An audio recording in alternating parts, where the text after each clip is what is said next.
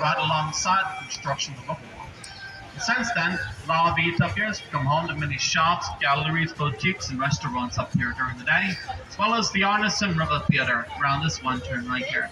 Very popular outdoor river theatre right here, which has had many different shows and events take place here throughout the years. It has even been featured in a movie they filmed here at this theatre for the swimsuit scene of the original Miss Congeniality with Sandra Bullock. In fact, go back and watch the movie, you can even see one of these tugboats sailing right through this theater in the middle of the scene. And Sandra Bullock was standing just on the stage to the waterfall boat. If you go back and watch that movie, just behind Sandra Bullock, above the stage, you'll see these 5 bronze bells up here, which themselves were originally put up here to honor the 5 Spanish missions that were founded up here, including San Antonio de Valero, which was originally founded once again in 1718, San Jose, founded 2 years later in 1720, San Juan, Concepcion, and Spa, all founded 11 years later, 1731.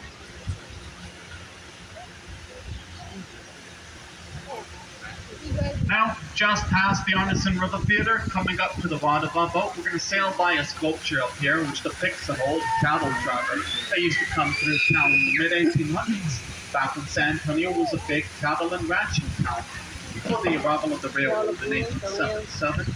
This sculpture sits right in front of the Briscoe Western Art Museum, itself having been founded in 2013, named in honor of Dolph Briscoe Jr., former governor of Texas, who himself had an extensive collection of wild Western art memorabilia. It's all collected on the inside of this museum to this day, including Santa Anna's ceremonial sword, Pancho Villa's old saddles, diorama, Battle of the Alamo, and also a neat little recorded live interview with the architect, Ted Kelsey, who designed this sculpture behind us.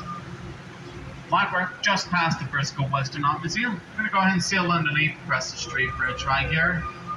As we sail out from underneath Preston Street Bridge on the other side, we're going to sail by Malzene's table, coming up to the bottom of our boat.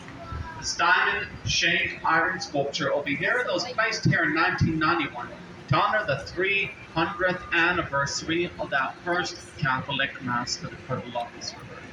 Once again, it's on June 13th, 1691, by the missionary Damien Malzene, hence Malzene's table, who sits right on top of Marriage Island. This little outcropping of land here, again off to the right side of our boat, sticking out in front of the Hotel Confessa, known as Marriage Island over here, because it is in fact the most popular place along the Riverwalk for getting married at, hence Marriage Island. Just past Marriage Island, we sailed underneath the old mill crossing here, so named because of the old Mad Lewis Mill. It was founded here in 1845, which used to grind grain for many of the citizens until 1890, and thus marks where it had the last major crossing along the river before bush-drawn carriages, for the arrival of the automobile in San Antonio. Marks will be sailing by the Westin Hotel to the right of our boat itself, the last major hotel to ever open along the Riverwalk in the last century. Opened in November of 1999, just across the river from the Tower Light building, way up to the left of our boat in the sky right here. It's a very popular fixture, the San Antonio skyline right here, which itself opened to the public on June 1st, 1929, is the Smith and Young Tower, named after its original owners, the Smith brothers, and their lawyer, J.W. Young, who wanted to build this big, huge complex of buildings on this whole area of land to our left, which they planned would be similar to New York City's Rockefeller Center. They were going to call that project Bowen's Island Skyscrapers, with the Smith and Young Tower here as the centerpiece. Unfortunately, once again, this building opened to the public on June 1st, 1929. The stock market crashed just a few months later. Smith and Young went bankrupt, had to sell this property, and eventually it switched hands over the years, and since then, it's become home up here to the Tower Life Insurance Company, hence the Tower Life building. Well, if you do look just below the second floor windows here, you'll see these stone faces. These are called grotesque. These stone faces, or grotesque, were in fact put up here by Smith and Young in the 1920s, originally, to ward off evil spirits and bad businesses. So, of course, that didn't work, since again, stock market crashed just a few months later. So much of that, yeah. Now, just past the Tower Light Building, we're going to be sitting by the International Center. Coming up to the bottom of a big green building here, which used to be home to the San Antonio Public Library. From 1968 until 1998, and then became home to the offices of the North American Development Bank, as well as the old marina underneath.